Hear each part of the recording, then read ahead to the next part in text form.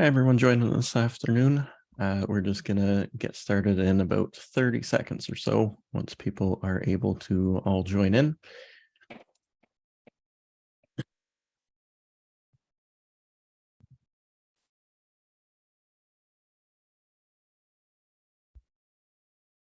Awesome. Still a lot of people joining in. Give it about 10 more seconds.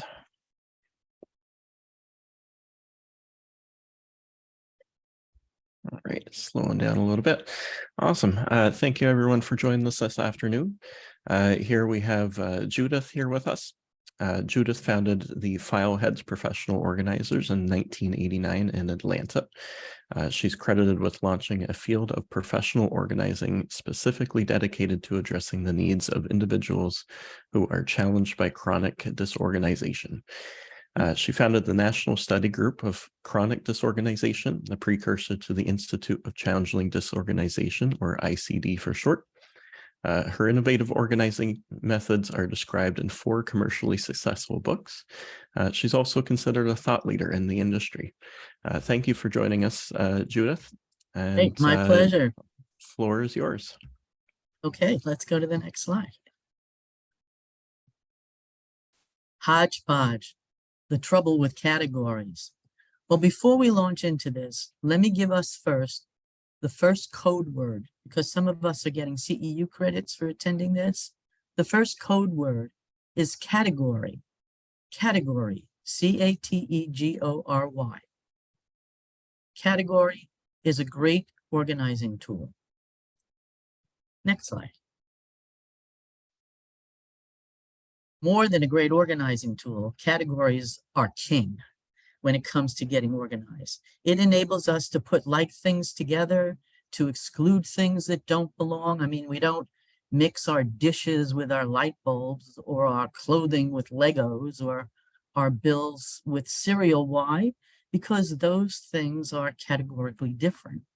Without categories, we wouldn't be able to organize things in our home, and we couldn't put things away that belong together in the closets or in the cupboards or in the dressers.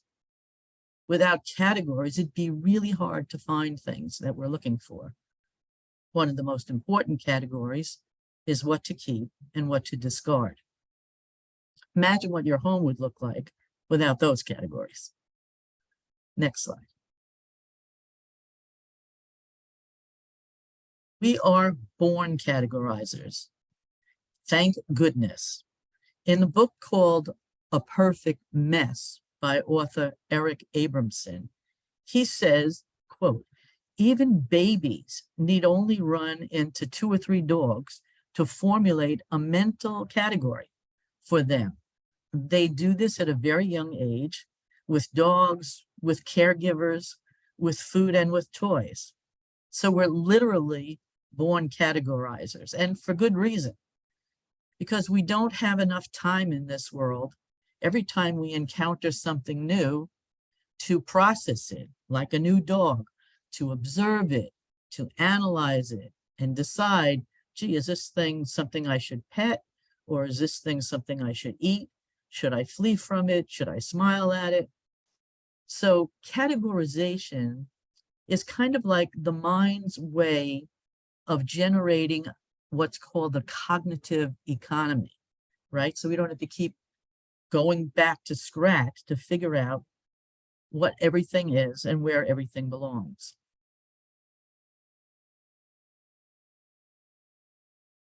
I got an inquiry from someone who wanted to know what the first code word was again. The first code word is category.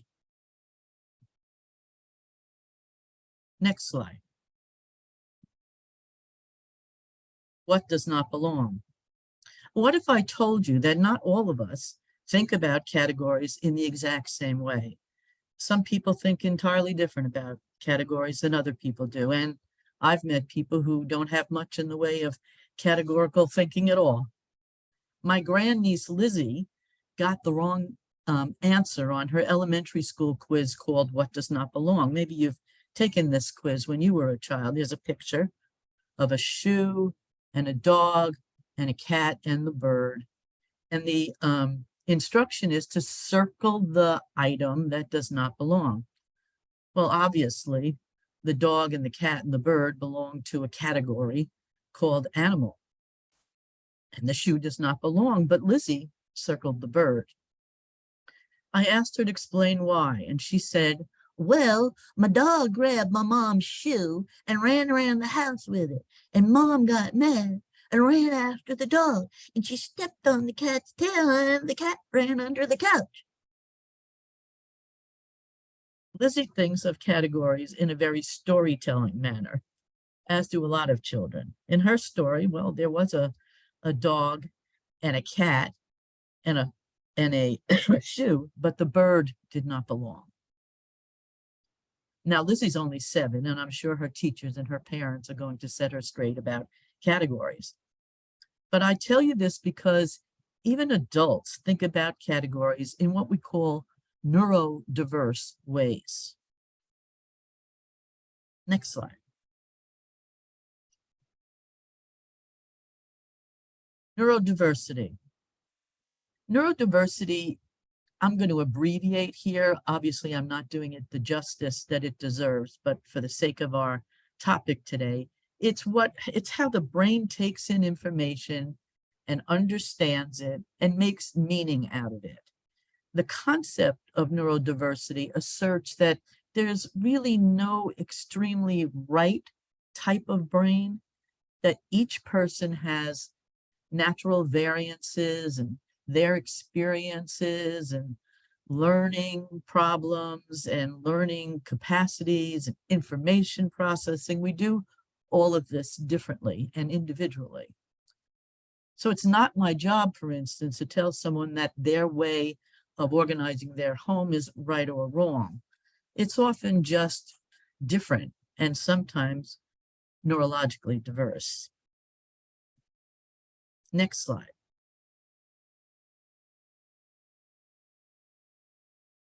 But people who don't sort or categorize conventionally end up with what we call a hodgepodge. Hodgepodge is a highly technical scientific term that means a bunch of unrelated stuff in a big heap.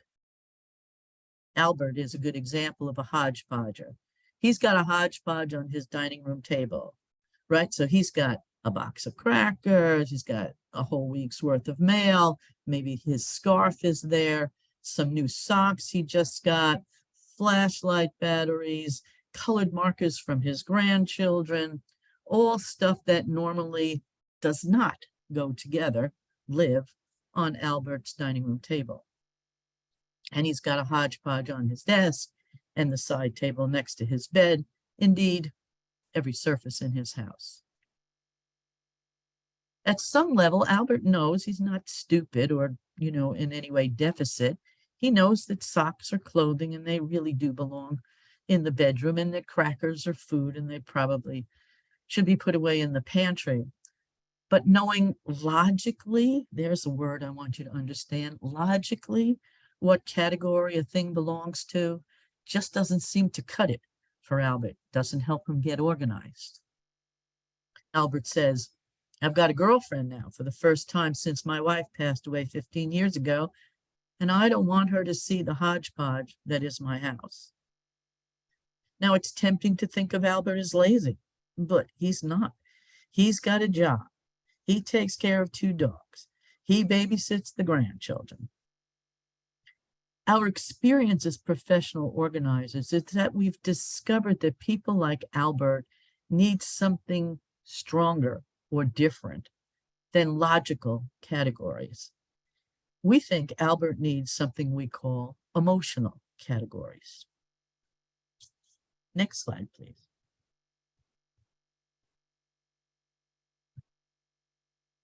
Friends, acquaintances, and strangers.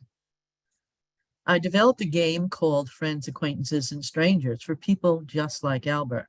And the rules are simple. I pick up an object and Albert has to call it something, a friend, an acquaintance, or a stranger, intuitively, emotionally, quickly, right from his gut.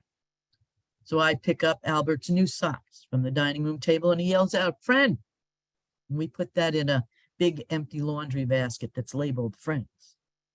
I held up a book. Friend, Albert said. Other friends included a picture frame that he wants to give to his girlfriend. And oh yeah, he'll want to put that good box of crackers in the friend basket. So Albert and I put the basket full of friends aside. We're going to put those friends away at the end of the organizing session. Stranger, Albert said, when I held up 2 dried up magic markers. Junk mail went into the stranger category, along with a bunch of cups with broken handles and a pair of eyeglasses that were bent and the lenses were popped out. Some of that went directly into the trash. It's time for somebody else to have these exercise DVDs, Albert told me. I've had them forever and I'm never going to use them. Now, here's an interesting thing. DVDs, at least in Albert's situation, are neither trash or keep. They are neither friends nor strangers. Albert placed them in a separate laundry basket that we labeled acquaintances. He's going to take those to Goodwill with some National Geographics and an eyeglass case and a couple of ties. And so it went. Every hodgepodge in the house got the friends, acquaintances, and strangers treatment. We know we should take care of our friends, so we put those items away. Acquaintances are typically enjoyed or used, but kind of pass through our lives, thus the charitable donations. And strangers are reserved for things we didn't know we had in the first place or how we got them, and certainly that we no longer need or want. These emotional categories work really well for people who have hodgepodges. I've included a slide, next slide, on how to play friends, acquaintances, and strangers. And let me know by email if you have any questions about it. We've pretty much described it. You put the stuff on a table to be sorted, and the items that are your friends you put away. You arrange for the strangers to go somewhere outside of your life, and you try to donate the acquaintances. But the trick is to do this all quickly, intuitively, and from the gut. Don't spend a lot of time thinking about it. Next slide. Item specificity. In the organizing process, we sometimes run into clients like Melanie. Melanie categorizes either too broadly or too narrowly. Here's what I mean. Melanie has one big broad category of cups and mugs. There are 117 of them. We counted. Cups and mugs, all mixed up together in one big fat category. Now, of course, Melanie says, I can't find the particular cup or mug I want when I want it. It's all one big mess. So we set about organizing Melanie's cups and mugs, only to encounter the opposite tendency. Categories that are too small, a syndrome called item specificity. It goes like this. We assemble all the mugs and the cups on the table, right? And she says, this mug over here is a collector's item. I think I'll just put it aside. She adds to that some souvenir mugs from many vacations that she's taken, and her grandmother's cups to the collectibles category. Now, were they really collectibles? I doubt it, but they are just a smaller, specialized category. These mugs are large enough for soup. Now we have a soup category, and the soup category has 3 mugs in it. Oh, these cups over here, I enjoyed them so much on my job. They bring back such memories. All of these were from where I used to work. Another small category with cups with faded logos on them and inky bottoms held together by memories. Melanie drills down her large assortment of cups and mugs into smaller and smaller, many, many categories, all special in their own way. And it makes it even more difficult for her to find what she wants when she wants to. It's as if each item, and this is a quote from doctors Tolan, Frost, and Steketee in their book, Buried in Treasures. It's as if each item is so special, it can't be categorized with other items. Having lots of small categories, the authors say, rather than a few larger ones, actually increases the number of decisions a person has to make, further the sorting and categorizing process. I'm going to give you code word number 2 now. Code word 2 is decisions. D-E-C-I-S-I-O-N-S. Decisions. It's important to live with your decisions. Next slide.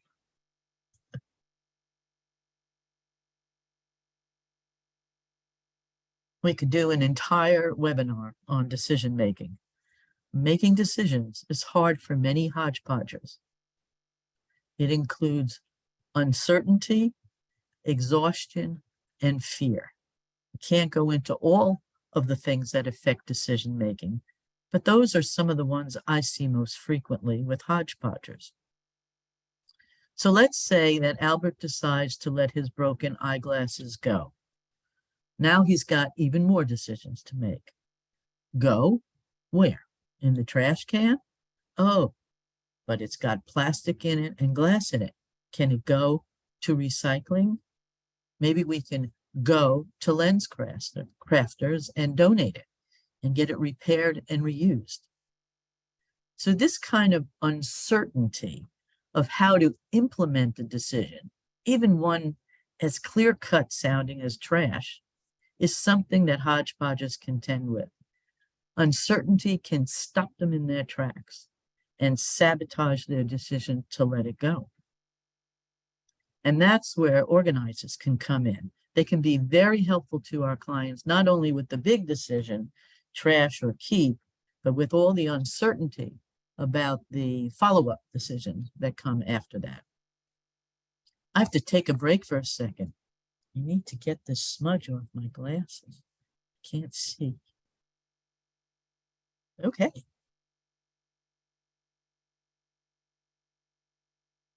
If there's lots and lots of uncertainty, then there is a default decision that many hodgepodgers take.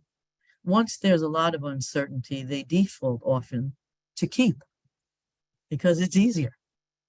Keep, but even keep has uncertain next steps. That skirt that I haven't worn for years and years, okay, I'll keep it, but don't I need to dry clean it first? Shouldn't I get it altered? I'm a whole different size than I was. And where should I keep it? Back in that cluttered closet? If I keep my taxes, okay, that's clear, but for how long? Uncertainty can stump hodgepodges. In fact, sorting, categorizing, decision-making, all of these activities, it's no wonder actually that getting organized can be exhausting. Another problem for hodgepodges. So it's important for an individual to recognize their own level of fatigue and when they need breaks and when they need pacing. And certainly we professional organizers, when we work with individuals who are hodgepodges, need to take fatigue and breaks and good pacing into consideration. And then there is the ubiquitous fear of wrong decisions. Now, what if I donate that skirt and then I realize I need it? Oh my God. Or I dispose of those New Yorker magazines and I suddenly meet someone who's really interested in having them. I tell my clients, listen, the truth is, I can't guarantee that that will not happen. I can't. But today, we are balancing that small future risk with the empowerment today to overcome uncertainty and fear and live with the decisions that you make. Now, this expression that I tell my clients is not on your slide. I'm going to repeat it again. And if you want to steal it or use parts of it or alter it with your clients, feel free to do that. I say to them, today, I cannot guarantee to you that that will not happen, that you might need it someday. But we are balancing today with that small future risk, with the empowerment today of overcoming uncertainty and fear and living with the decisions that we make. Might be a little long. I like it. It's pretty effective. Next slide. The 80-20 rule. There are dozens and dozens and dozens of decision-making techniques. But one thing that I've found that works well with Hodge Podgers is something called the 80-20 rule. It was discovered by an economist called Vilfredo Pareto. Vilfredo Pareto, the Pareto rule. Can you tell he's Italian? An example of this is that 80% of your business income comes from 20% of your clients. Or if you want to think about it in the inverse, 20% of your clients account for 80% of your income. Turns out you wear 20% of your clothes 80% of the time.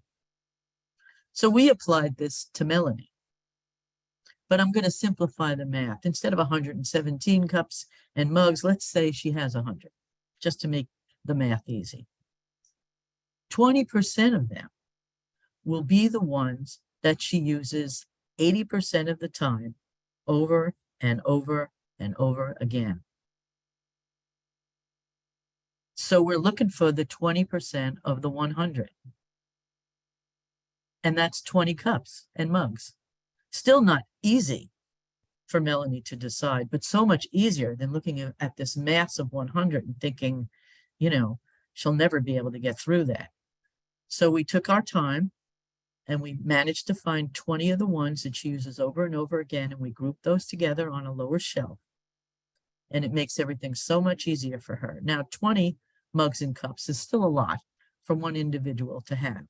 I'm looking at my cabinet right now, and except for the ones that I use for guests when they come over or a big dinner party or something, I'm probably using 5 of them over and over again. But go with what is comfortable for your client. Next slide.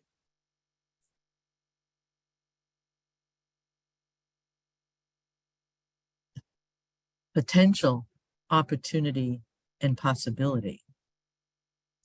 HOP for short. Enough math. Let's talk about love. Denise is a hodgepodger with every surface in her house cluttered up. She's got stacks of cookbooks, used ones, new ones from Amazon still in the boxes, books, cookbooks from her mom, from her grandmother. She's got toys that her children have long outgrown, knitting magazines, even though Denise now uses patterns and knitting lessons from the internet. She's got a multitude of kitchen gadgets of every kind. Screws, nuts, bolts, all in those little small glass bottles that are all over the house. I'm sure you've encountered this. Well, Denise is what we call in love. She's in love with the potential and the opportunity and the possibility of things. I call it POP for short. You and I see a hodgepodge. Denise sees items that are potentially useful someday. She wants to exercise the opportunity to give them away to someone someday, or the possibility that they might be useful in the future. I'm keeping these Reader's Digest because someone might need it someday, which is pretty unlikely. I keep my children's toys just in case I'll encounter a child who might need it. But it's not really about giving those toys away right now to the needy. It's holding them for the opportunity that might arise in the future. You see the difference? She says, I know how to cook the basics, but now as I enter retirement, I'd like to cook more gourmet, and all of these cookbooks, the ones that I've ordered, will surely come in handy. She's expressing a possibility of learning to cook gourmet into the future, and that's cool. Nothing wrong with that. Next slide.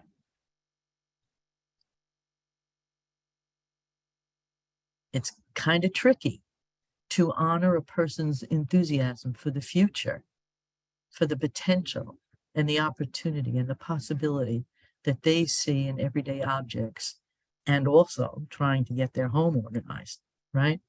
I mean, pop takes up a lot of space.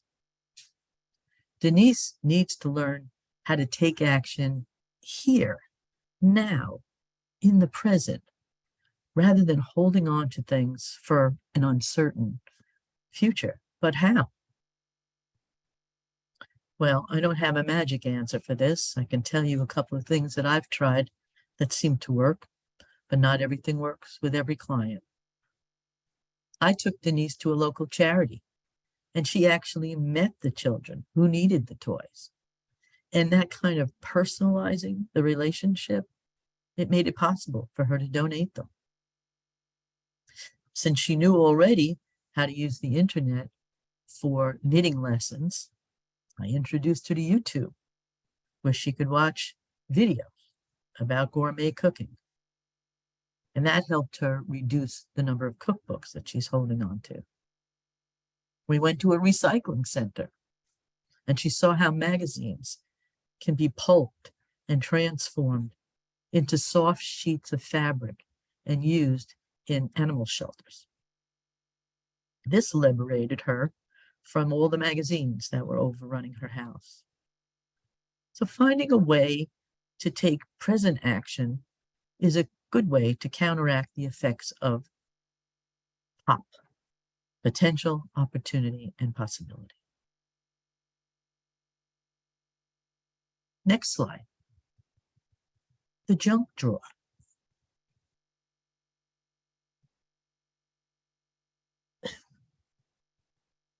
I'm going to tell you one more story so you know the lengths that we professional organizers go to collaborate with our clients to find categories that work for them. That's the object.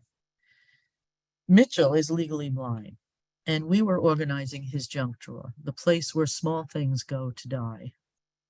We emptied the drawer onto the table, and all these round items rolled onto the floor, and Mitchell could simply not catch them. He couldn't see them heading for the edge of the table. But it gave me a wacky idea. It's really important to have wacky ideas. What if the junk drawer was made, two of them? We'll make one only dedicated to round things that roll off the table. Huh? Mitchell said. So in that junk drawer dedicated to round rolly things, I kid you not, we put flashlight batteries, a multitude of pens and markers, things like that. We put in rolls of pennies and a roll of tape, one that was not on the dispenser, even vitamin bottles and lip balm and a lint roller and a spool of black thread, anything that might roll onto the floor. Now all Mitchell has to do is think of items by shape. If they're roundish and they can roll, they go in the round junk drawer, and everything else goes in the second junk drawer. Sometimes you got to think outside the box of the drawer to get the job done. I got my New York accent on. I don't know why. Next slide. Categories and cognition. Let's get serious for a minute. Using various tests and geometric shapes, objects, and conceptual categories, categorization, the skill, is undergoing more and more research. Scientists suspect that it can be used as an indication of cognitive dysfunction or decline, especially among the aged. It turns out that categorization skills are incredibly relevant to something called activities of daily living. These are things like dressing and grooming, home management, money management, taking medication, the activities of daily living. Okay, but now if someone gets a new blouse, they got to decide, is it for the summer or is it for the winter? What category is it in? They get a tax refund and they have to decide, should I put it in my savings account or in my checking account? And this medicine, is it for nighttime or daytime? It's fascinating, the relationship between cognition and categorization. And it's a brand new field. So if you work with people with executive function issues, or the elderly, or people who hoard, or folks who are bona fide dementia, you will learn that categorization skills can be weak. I'm going to refer you to Google, categorization skills and cognition, for more information about this. And the reason is the research keeps changing all the time. And every time I try to summarize it, something new happens. So Google categorization skills and cognition. We can talk some more about this if you like during the Q&A. Next slide. You're doing a great job, the slide pilot. Great job. Don't be categorically rigid. Like any other organizational tool, categories can go too far. For instance, people who do not identify themselves with neat ethnic or gender categories on governmental forms have to either opt out or check other or write in their own category.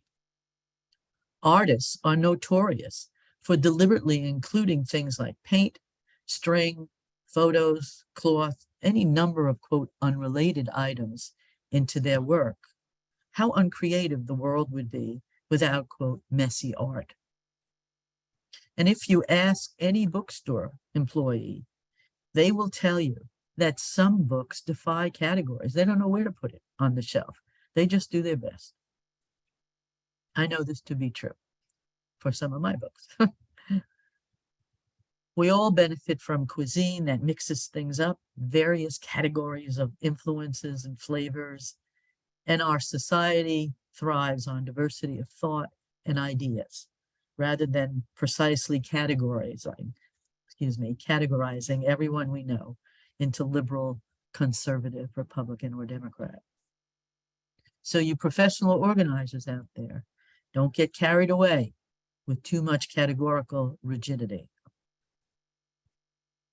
In fact, now we're going to take a poll, not to measure rigidity, but just kind of to get us, it's going to be fun, to get a sense of how categorically oriented that you are. I'm going to do the first poll. And we're going to assume that at least sometime in your life, everybody here has gone shopping, right? In a grocery store. Live, back in the good old days. And that you made a shopping list. And so now we're going to poll how many of you categorized your shopping list before you went shopping, you know, by produce or by meat, by dairy, or by paper. So do you do in-store shopping for groceries, first of all? Yes or no? And do you make a shopping list? Yes or no? And do you categorize your shopping list by things like meat, dairy, paper, so forth? Yes or no? We're going to get a calculation on this. Am I right about that? Is that going to be at the end or now? We can share the numbers as we go along. Okay. It should pop up on your screen. So 100% of you have had some in-store shopping experience for groceries. Yay. And 97% of you, not unsurprisingly, have made a shopping list. But how did you answer the last question? Do you categorize them? 71% of you said yes. Okay, good to know. You can close that. Now we're going to take a second poll, and this poll asks, if you make a daily to-do list, yes or no, and do you prioritize in any way? Do you put the hot, most important stuff first on your to-do list? Do you put an A, B, C next to each task? Do you put a 1, 2, or 3 next to each task? In other words, do you categorize your daily to-do list in some way, shape, or form? Yes or no? Let's take a minute to tally that up.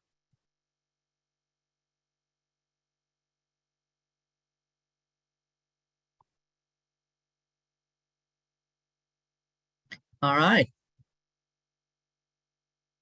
50%, interesting, very interesting. 50% of us make a to-do list and prioritize it, and 50% of us don't. I find that very interesting. Maybe we could talk some more about that. I'm surprised it's that close. Yes, wow. Some of the chat remarks said, wow, and I agree. Okay, we can close up that one.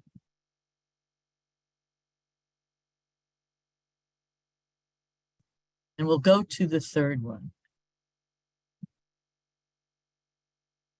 How many of you categorize the clothes in your closet? Okay, yes or no? Just do you categorize the clothes in your closet? And how do you categorize or organize them? By color, by season, by color within season. Now, obviously, if you have lots and lots of closets, you've got your winter and fall one place, and you've got your summer and spring another place, but go with me here. How many of you categorize your closet by color or by season or by color within season? Take a minute to answer that poll.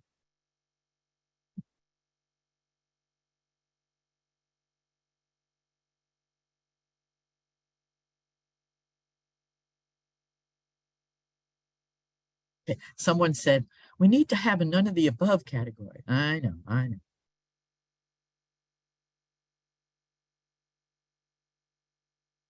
All right, we got anything like results?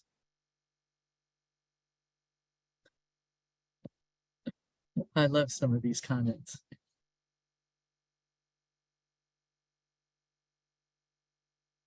Okay. Take your time. You got a little bit more time.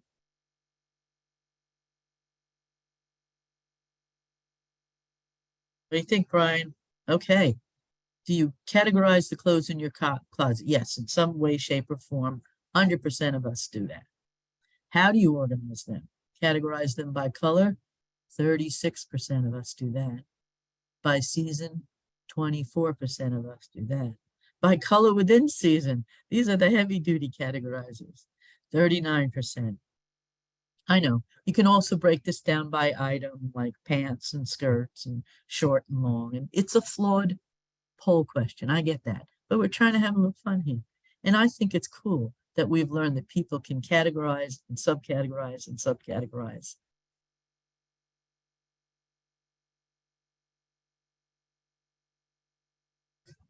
That was fun.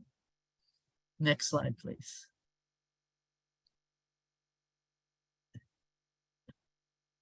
So MaxSold is a master of categorization. It doesn't matter when it comes to auctioning, whether you're an eccentric person who has no categories, or whether you're somebody whose categories are very unconventional, or whether you have a ton of hodgepodge all over the house. When it comes to MaxSold and their auction expertise, they can turn those categories into lots. Lots are categories by like things, but then they finesse it by taking out items of high value, putting those separately, or having a great mix of high value and middle value items to increase the competitive bidding, which helps everybody in this auction situation. And they can even decide what size the lots need to be, how large or small they are, which has a lot to do with enticing people to make a bid. So if you know someone who needs the services of MaxSold, then just because they're a Hodge Podger, don't hesitate to use their services. I guess now we can take questions. We've got plenty of time to take questions. But I do Awesome. want to mention something just first before we go. I wanted to mention the books again because we don't have a slide with that on it. So one book is called Buried in Treasures. Another good book is called A Perfect Mess. If you haven't come to the webinar of Diane Quintana and John DeBeatty, or maybe that webinar is coming up, they've written a great book on hoarding. And also you might want to visit the Institute for Challenging Disorganization if you have clients who are hodgepodgers and also people who hoard, and check out NAPO as well. Okay, now we can take questions. I feel good about Awesome. that. Thank you so much for your presentation, Judith. So we're going to open it up for any questions that anybody has. We did have something earlier there for you, Judith. They wanted you to repost your statement in the chat if possible for balancing the future risk of a mistake.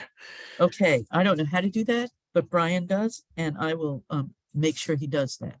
Can you do that, Awesome. Brian? If I Yep. quote it to you? Go right ahead. All right, wait, I gotta find the quote.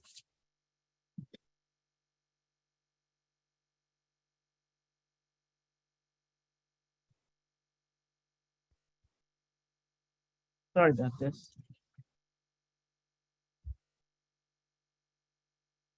Okay. If someone asks, you know, I might need it again. What do I do with that fear or concern? I say, I cannot guarantee that that will not happen in the future. But today, we are balancing that small risk with empowering you. That's an important word. Empowering you to overcome uncertainty and fear and live with the decisions you make. Perfect. You Thank got you it? so much for that. Yep. Okay, thanks for taking that down. I really appreciate it. I can only do one thing at a time on Zoom. Anybody else got a question? I know that some stuff has come through the chat. What do you think, Brian? Yep. I'm just scrolling through those really quickly here. You can go through them slowly.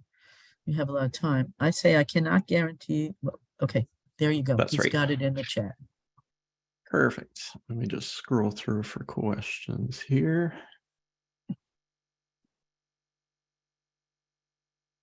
A lot of comments about the polls. I'm just scrolling through one second.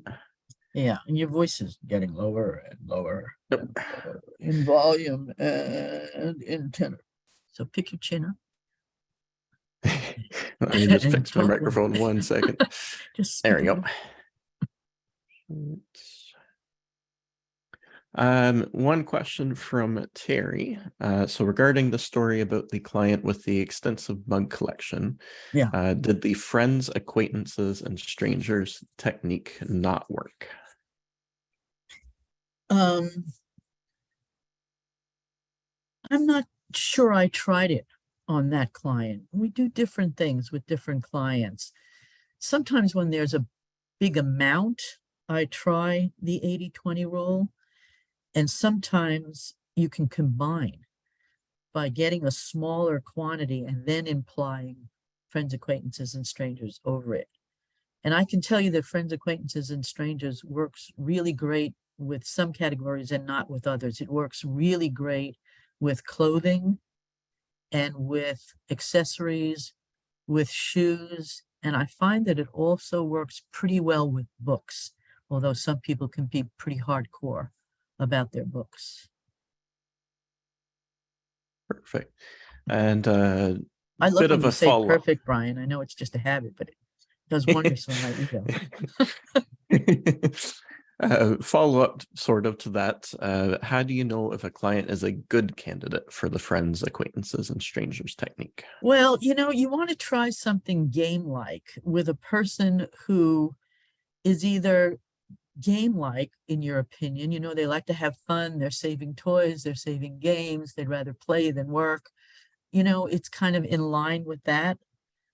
It's probably not the best technique to use for someone who's just so doggedly serious, although I have had some pretty good response from people who really want something really different and really refreshing and totally out of their comfort level.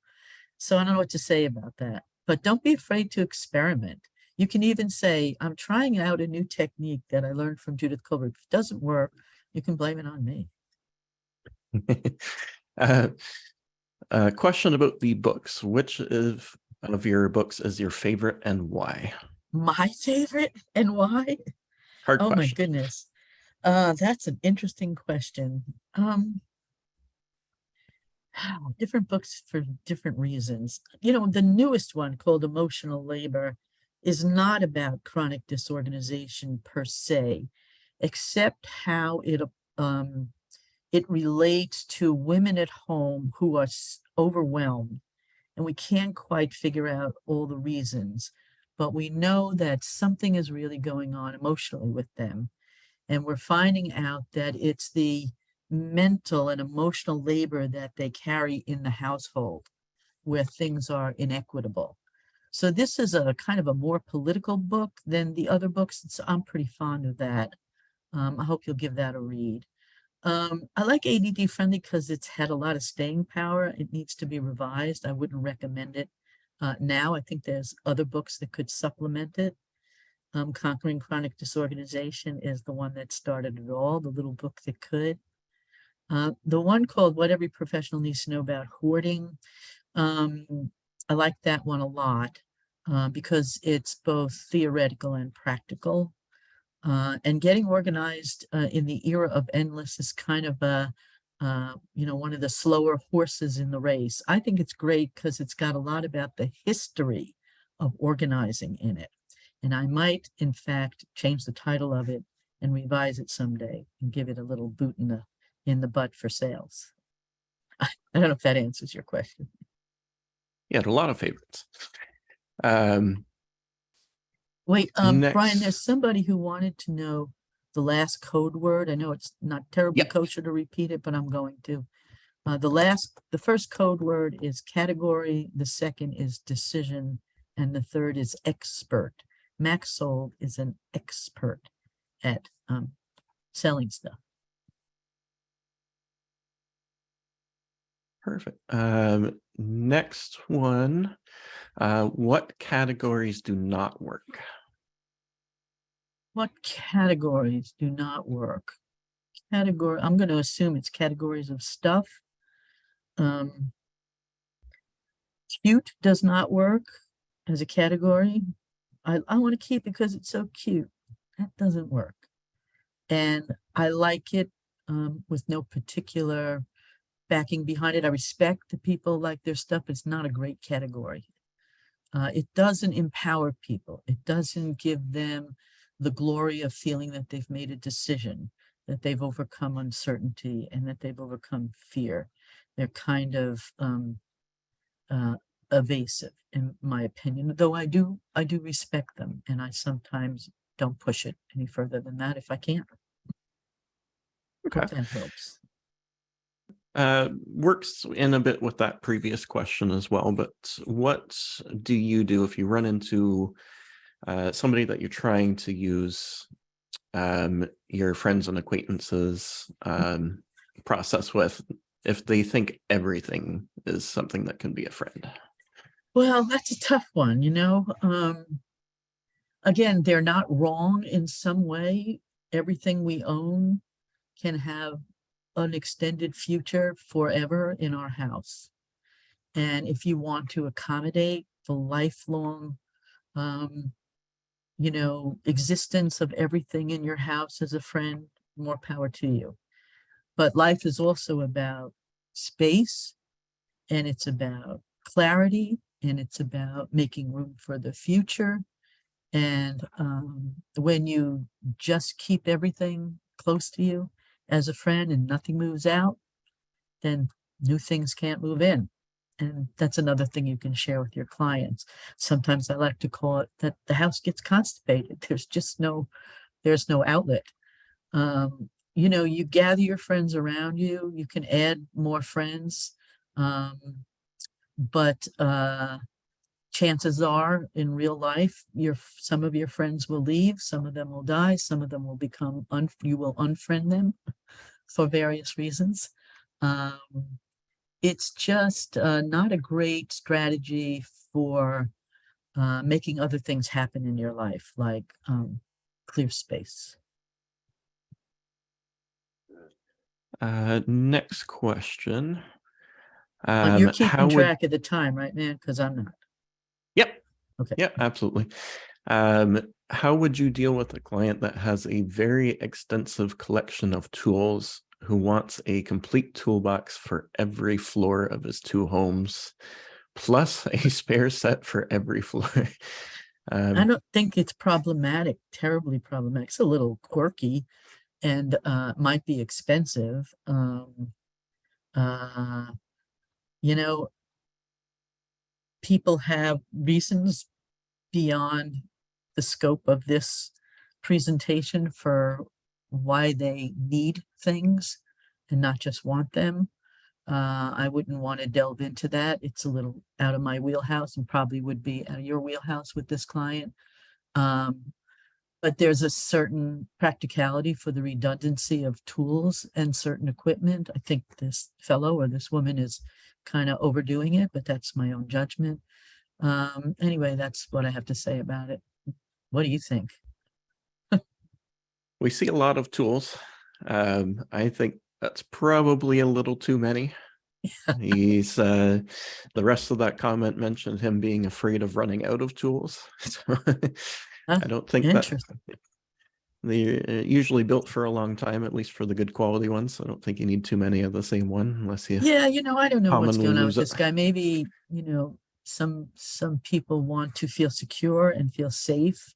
And Yeah. I find a lot of people who love tools are kind of also people who love to make things safe and secure for themselves and their family. So hard to challenge that. Awesome. Next one. Where do we go here? Let me just scroll up. I don't know if Lost I it for should a read that second. one around Hildy, but thank you she just gave me an inside joke. I'm not going to share it with everybody. Is there, in your extensive history with organizing, is there a Extensive history going on almost 30 years. Sorry, go ahead. Is there a particular client that has stood out most to you that's just kind of stays in your head no matter how many that you do? Well, I'll tell you what, people may or may not know that I'm, not doing a lot of on-site live clients right now. I'm kind of trying to get over the mountain to the other side of this organizing career. But I have a long-term client who I adore, really among the first 10 that I've ever had. And he's still my client, and I still go to his home, and we're still organizing all different kinds of projects over the years. And he's a bona fide person who hoards, so there's a lot still to do. But the reason I love him is that it's so unusual. While we're working, he will quote poetry, or he will do riddles, or he's like kind of a Renaissance man. He has learned how to juggle. Actually, he's a professional juggler. He writes books. He does children's parties. He reads poetry. He's very unequipped to get organized, but he's very entertaining. And he's just a lovely man. He's one of the founders of the bicycle cooperative here in Atlanta, and he's active in environmental movements. And I just, love his politics, and I like his personality a lot. And it's just kind of a pleasure to work with him. There's been lots and lots of progress, but, still more to do. And I hope he won't, anyway, I hope it goes on for a long time. And do you find that you get a lot of like repeat clientele, or is it somebody that you just regularly Yeah, I use? think, some of my clients, there's some clients you do and you're done and you move on. And there's other clients that you dig deep with that you have had for a long time, and it's still somewhat satisfying for the two of you and remunerative for you. So you just keep doing it. Yeah, that happens. It's just different projects throughout a lifetime. I mean, people go through different things in their transitions in life. They get children, they divorce, they retire, they got new organizing projects because it's a lifespan kind of activity. Thank goodness for us. Awesome. Any more books planned? Oh, no, not for me. Well, actually, I'm writing one about my mom, but not right now. And I'm helping other people write their books, which is pretty gratifying, I must say. It's called book coaching. And so I'm kind of into doing that. And a lot of them are organizing books, but not all of them, though most of them are nonfiction of one sort or another. Awesome. All right. Let me see if we've got any other questions from our Facebook Live here.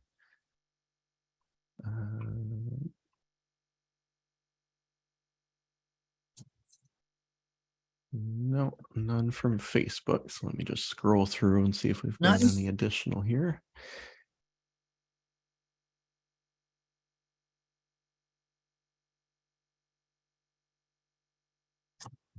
I love you all. Thank you for inviting me.